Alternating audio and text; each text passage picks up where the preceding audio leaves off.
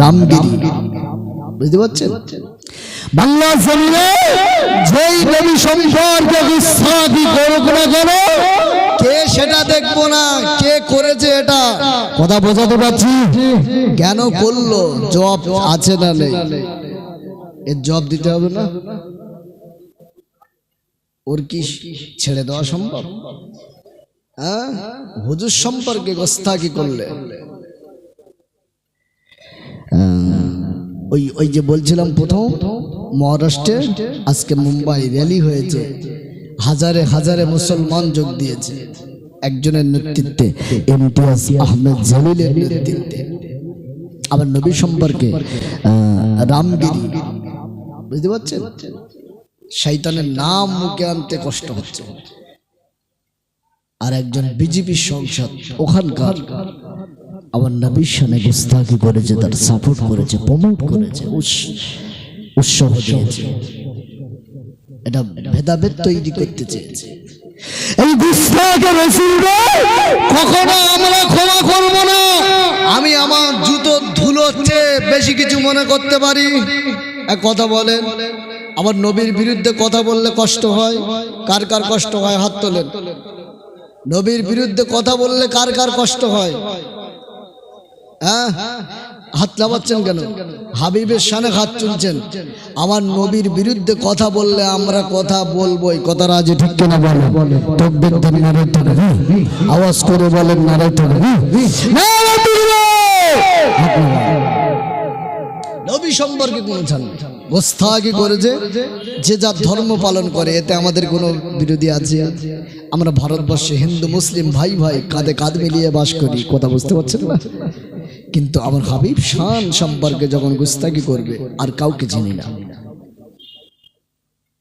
সমাজে যুগে যুগে কিছু কুলাঙ্গার, তাদের পিতৃহীন পরিচয়, তাদের পিতার পরিচয় বলতে পারে না, এরম জাতীয় কিছু কুলাঙ্গার মাঝে মাঝে চুলকিয়ে দেয় নবী সম্পর্কে, যে আকা সম্পর্কে বিভিন্ন মনীষীরা বই লিখেছেন। প্রফেট মুহাম্মদ সাল্লাল্লাহু আলাইহি ওয়াসাল্লাম, যার 63 বছর জিন্দেগিতে একটা মিথ্যা কথা বলে নাই। সুবহানাল্লাহ বলেন, মন খুলে বলেন।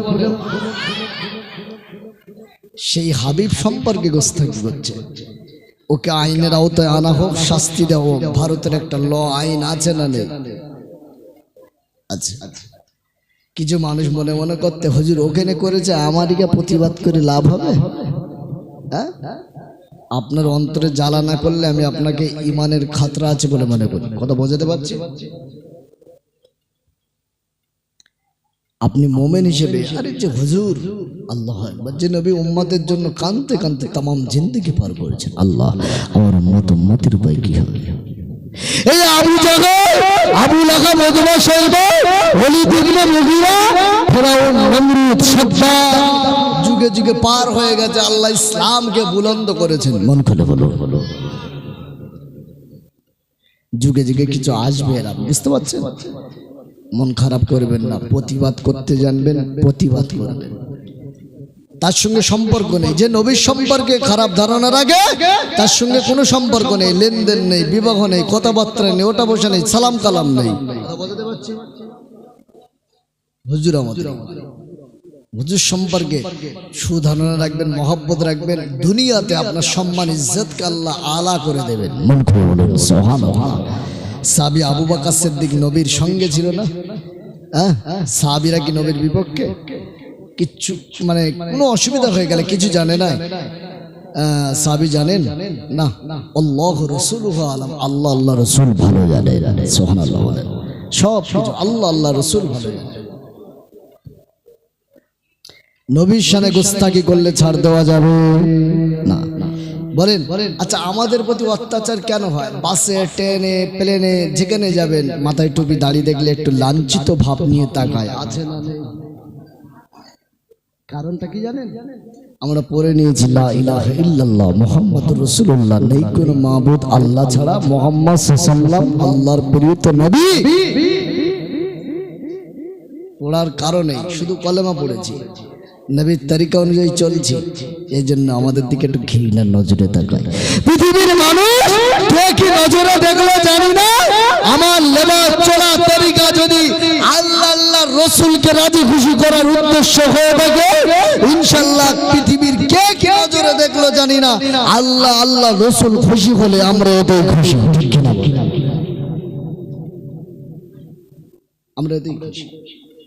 আমার নবীকে নিয়ে গোস্তাকি করবে তখন চিনবো না আপনি কে, কোন ধর্মের। না, আপনি আপনার জায়গায় থাকেন, শান্ত হন, কথা বোঝাতে পারছি? আমার হাবিব, আমার শান, আবার হুজুরকে নিয়ে কোনো গোস্তাকি নয়।